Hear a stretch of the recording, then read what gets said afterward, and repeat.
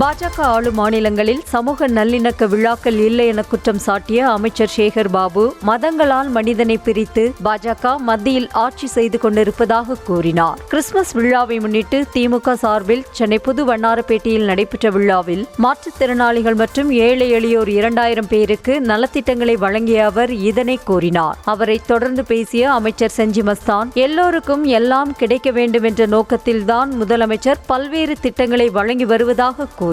இன்றைக்கு கிறிஸ்துமஸ் விழாவை நாம் கொண்டாடி கொண்டிருக்கின்றோம்.